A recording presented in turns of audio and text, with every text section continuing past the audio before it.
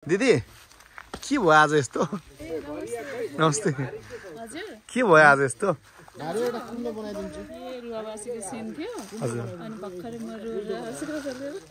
ए भर्खर रोएर आउनु हजुरहरूलाई कस्तो छ हाम्रो काम चाहिँ सोचे अनुसारै भइरहेछ हाम्रो प्रोड्युसर साहबको जे सोच्थे त्यो अनुसार धेरै राम्रो भइरहेछ